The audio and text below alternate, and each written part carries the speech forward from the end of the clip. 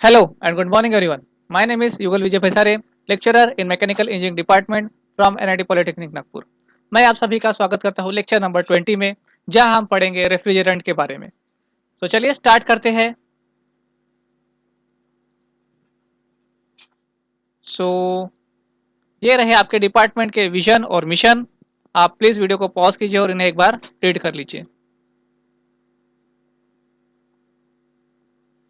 आप सभी ने ये पढ़ लिया होगा। तो प्रीवियस लेक्चर्स में हमने क्या देखा था, न्यूमेरिकल्स देखे थे विचारे सिस्टम के ऊपर। लर्निंग आउटकम्स क्या रहेगी आज के कि आज हम क्लासिफाई कर पाएंगे रेफ्रिजरेंट को, उसकी प्रॉपर्टीज को पढ़ पाएंगे, और ये रहे आपके program outcomes. Okay, so start करते हैं रेफ्रिजरेंट से। हम लोग पहले लेक्चर से पढ़ते आ रहे हैं रेफ्रिजरेंट क्या होता है। रेफ्रिजरेंट रेफ्रिजरेशन सिस्टम होती है, उसके अंदर एक फ्लूइड होता है जो यूज कर रहे हैं हम लोग ठंडा करने के लिए। तो रेफ्रिजरेंट आखिर होता क्या है? So it is the primary working fluid use for absorbing और transmitting heat in a refrigeration system. मतलब एक कोई भी फ्लूइड है जो क्या कर रहा है, हीट को एब्जॉर्ब कर रहा है और ट्रांसमिट कर रहा है। किसके लिए? रेफ्रिजरेशन सिस्टम के लिए। क्या कर रहा है? हीट को एब्जॉर्ब कर रहा है और ट्रांसमिट कर रहा है। उसको क्या बोलेंगे हम? रेफ्रिजरेंट। ठीक है, ये फ्लूइड कोई भी तरीके का हो सकता है, एनी टाइप ऑफ फ्लूइड हम उसको यूज कर सकते हैं। ठीक है, और रेफ्रिजरेंट क्या करेगा? लो टेम्परेचर से हीट लेगा, लो प्रेशर से हीट लेगा, और उसको हाई टेम्परेचर और हाई प्रेशर पे उसको क्या करेगा? रिलीज करेगा। समझ में आया? रेफ्रिजरेंट क्या होता है? एक ऐसा पदार्थ जो एब्जॉर्ब करेगा हीट को और ट्रांसमिट करेगा हीट को। ठीक है, कौन सी हीट लेगा? लो टेम्परेचर लो प्रेशर की हीट लेगा और हाई टेम्परेचर हाई प्रेशर पे उसको रिलीज करेगा। कैसा हो सकता है रेफ्रिजरेंट? कोई भी फ्लूइड हो सकता है। समझ में आया रेफ्रिजरेंट क्या होगा? तो चलिए आगे बढ़ते हैं। Classification of refrigerant. तो किस प्रकार से क्लासिफाई करेंगे हम रेफ्रिजरेंट को? रेफ्रिजरेंट को दो प्रकार से क्लासिफाई किया गया है, एक प्राइमरी और एक सेकेंडरी। प्राइमरी में भी चार प्रकार के होते हैं: hello carbon, organic refrigerant, azeotropic refrigerant, inorganic refrigerant और हाइड्रोकार्बन रेफ्रिजरेंट। ठीक है, तो चलिए सबको एक के बाद एक देखते हैं। पहला, halocarbon refrigerant. Halocarbon compounds are synthetically produced and were developed as Freon family of a refrigerant. जो फ्रेन फैमिली मतलब बहुत ज़्यादा कार्बन कंपाउंडिंग करके हम लोग कुछ रेफ्रिजरेंट को तैयार करते हैं, उसको हम बोलते हैं हेलो कार्बन रेफ्रिजरेंट। ठीक है, आपने केमिस्ट्री में पढ़ा होगा ये कि हेलो कार्बन रेफ्रिजरेंट्स के बारे में। यहाँ पर मैंने कुछ नाम दिए हैं रेफ्रिजरेंट के, उनके केमिकल नाम और केमिकल फॉर्मूलेस यहाँ पे दिए हैं।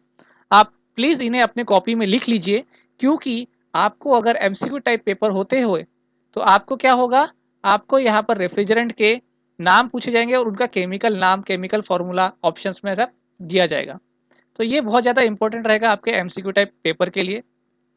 ठीक है, अदरवाइज आपको फिर भी इनके नाम पता होने चाहिए फॉर द फ्यूचर पर्पज। ठीक है, सेकंड है एजोट्रॉपिक रेफ्रिजरेंट। तो एजोट्रॉपिक रेफ्रिजरेंट क्या होता है कि ऐसे रेफ्रिजरेंट जो बहुत ज़्यादा स्टेबल होते हैं। ठीक है, जिसका लिक्विड फेस या फिर वेपर फेस चेंज नहीं होता, आप कितना भी उसका टेम्परेचर कम ज़्यादा कर लो, उसका फेस चेंज नहीं होगा या फिर बहुत ही मिनिमम चेंज होगा, तो उसको हम बोलेंगे एजोट्रॉपिक रेफ्रिजरेंट। इसके एग्जांपल्स के तौर पे आर जो 500 सीरीज है, मतलब 500 के बाद की जो सीरीज शुरू होती है, उसको हम एजोट्रॉपिक रेफ्रिजरेंट बोलते हैं। ठीक है, थर्ड है इनऑर्गेनिक रेफ्रिजरेंट। हम सबसे पहले जो है इनऑर्गेनिक रेफ्रिजरेंट ही यूज करते थे। जब से हेलो कार्बन आए हैं हम हेलो कार्बन यूज करने लग गए। ठीक है, ये भी बहुत ही इजीली अवेलेबल होते हैं, जैसे कि R718, R744। ठीक है, नेक्स्ट है हाइड्रोकार्बन रेफ्रिजरेंट। सो हाइड्रोकार्बन रेफ्रिजरेंट जो होते हैं ये रेडीली अवेलेबल और नेचुरली मेड, मैक्सिमम जो होते हैं नेचुरली मेड होते हैं। ठीक है, हाईली फ्लेमेबल होते हैं, लेकिन सेटिस्फैक्टरी हमें थर्मोडायनेमिक प्रॉपर्टी हमें मिलती है इनसे। एग्जाम्पल के तौर पर एयर, वाटर, कार्बन डाइऑक्साइड और अमोनिया। ठीक है, तो ये हो गए चार प्राइमरी रेफ्रिजरेंट। सेकेंडरी रेफ्रिजरेंट क्या होता है, जिसमें हम प्राइमरी रेफ्रिजरेंट के साथ में कुछ और रेफ्रिजरेंट को हम मिक्स करते हैं और हम एक नया रेफ्रिजरेंट बनाते हैं, उसको हम बोलेंगे सेकेंडरी रेफ्रिजरेंट। एग्जाम्पल के तौर पे यहाँ पे दिया है मैंने ब्राइन। तो ब्राइन क्या होता है? सॉल्ट और वाटर का मिक्सचर। मतलब वाटर ले लिया मैंने प्राइमरी सॉल्यूशन से, एक सॉल्ट ले लिया, उन दोनों को मिक्स करके मैंने एक रेफ्रिजरेंट बना लिया, तो वो क्या हो गया मेरा सेकेंडरी रेफ्रिजरेंट। ठीक है। ब्राइन जो होता है, इसीलिए मैंने आपको बताया क्योंकि इसका फ्रीजिंग टेम्परेचर बहुत ही कम होता है। ठीक है। और इसको बहुत ही ज़्यादा आइस प्लांट्स में यूज़ किया जाता है। ठीक है। तो आपको एग्जाम्पल में पूछ सकता है सेकेंडरी रेफ्रिजरेंट का एग्जाम्पल क्या रहेगा, तो आप लेंगे ब्राइन। ठीक है। Properties of refrigerant. सो तीन प्रकार की प्रॉपर्टीज होती है, थर्मोडायनेमिक प्रॉपर्टी, केमिकल प्रॉपर्टी और फिजिकल प्रॉपर्टी। चलिए एक एक करके सभी को देखते हैं। Thermodynamic properties of refrigerant. कौन सी थर्मोडायनेमिक प्रॉपर्टी हो सकती है? पहला, बॉइलिंग टेम्परेचर। आप अपना दिमाग लगा के सोचिए कि बॉइलिंग टेम्परेचर रेफ्रिजरेंट का क्या होना चाहिए, ज्यादा होना चाहिए कि कम होना चाहिए? कम ही होना चाहिए। क्यों? क्योंकि आप यार रेफ्रिजरेंट को कॉम्प्रेस करोगे तो उसका प्रेशर बढ़ेगा, टेम्परेचर बढ़ेगा, है ना? और उसका बॉइलिंग पॉइंट अगर हाई रहा तो और वो कॉम्प्रेस, तो वो क्या होगा, कॉम्प्रेस ही नहीं होगा, है ना? इसलिए बॉइलिंग टेम्परेचर क्या चाहिए अपने को, कम होना चाहिए। दूसरा, फ्रीजिंग टेम्परेचर। फ्रीजिंग टेम्परेचर कितना होना चाहिए? वो भी कम होना चाहिए। क्यों भैया? क्योंकि कंडेंसर में बहुत जल्दी ठंडा होना चाहिए ना यार। कंडेंसर में जल्दी ठंडा नहीं होगा तो क्या होगा, आपका जो एक्सपांशन वॉल है वो खराब हो जाएगा। इसलिए फ्रीजिंग टेम्परेचर भी क्या होना चाहिए, कम होना चाहिए। Evaporator and condenser pressure. Evaporator और कंडेंसर का प्रेशर क्या होना चाहिए, ज़्यादा होना चाहिए। क्यों ज़्यादा होना चाहिए? क्योंकि अगर वो ज़्यादा रहेगा तो अपने को सीओपी भी क्या मिलेगी, मैक्सिमम मिलेगी। Critical pressure and temperature. Critical pressure और क्रिटिकल टेम्परेचर भी क्या होना चाहिए, ज़्यादा रहना चाहिए, है ना? क्योंकि अगर क्रिटिकल प्रेशर और क्रिटिकल टेम्परेचर ज़्यादा रहेगा तो हमारा नुकसान होने का खतरा, ब्लास्ट होने का खतरा कम रहेगा, है ना? Coefficient of performance, COP and power requirement. तो सीओपी अपने को ज़्यादा चाहिए, अपने को सभी को पता है, और पावर कम से कम लगना चाहिए। ये हमारी उद्देश्य होते हैं, है ना?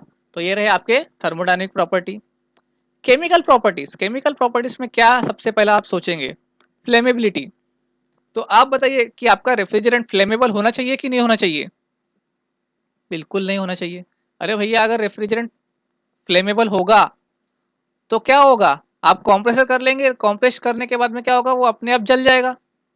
जल जाएगा तो आपका तो फ्रिज ही खराब हो जाएगा ना, है कि नहीं? तो इसलिए आपका जो रेफ्रिजरेंट है वो फ्लेमेबल नहीं होना चाहिए। टॉक्सिसिटी होनी चाहिए क्या उसमें? नहीं होनी चाहिए। टॉक्सिसिटी अगर उसमें होगी तो अगर आप मान लीजिए कभी रेफ्रिजरेंट को रिपेयर कर रहे हैं तो आपके ऊपर वो इफेक्ट कर सकता है। सोल्यूबिलिटी, वो सोल्यूबल भी होना चाहिए। ठीक है। Third, physical properties of refrigerant. तो फिजिकल प्रॉपर्टीज में क्या आएगा, स्टेबिलिटी एंड इनर्टनेस। ठीक है। तो आपका जो रेफ्रिजरेंट है वो हाईली स्टेबल होना चाहिए, किसी भी प्रॉपर्टीज के हिसाब से बराबर से वो चेंज होना, बराबर से स्टेबिलिटी रहनी चाहिए उसमें। ठीक है। केमिकली वो स्टेबल होना चाहिए। नेक्स्ट है कोरोसिव प्रॉपर्टी। क्या उसमें कोरोजन होना चाहिए? बिल्कुल नहीं होना चाहिए कोरोजन। अरे अगर आप कोरोसिव प्रॉपर्टी आपके रेफ्रिजरेंट पे रहेगी तो आपके हर एक पार्ट में क्या हो जाएगा, रेफ्रिजरेटर के कोरोजन हो जाएगा, जंग लग जाएगा, है ना? विस्कोसिटी, आप बताइए विस्कोसिटी क्या होनी चाहिए, ज़्यादा होनी चाहिए कि कम होनी चाहिए? विस्कोसिटी कम होनी चाहिए आपके रेफ्रिजरेंट में। अगर विस्कोसिटी ज़्यादा हो गई तो क्या होगा, आपका रेफ्रिजरेंट बहेगा क्या, आपका फ्लूइड जा सकेगा क्या कहीं पे भी? नहीं जा सकेगा, है ना? इसके लिए विस्कोसिटी क्या होनी चाहिए, कम होनी चाहिए। तो ये रहे प्रॉपर्टीज ऑफ रेफ्रिजरेंट्स।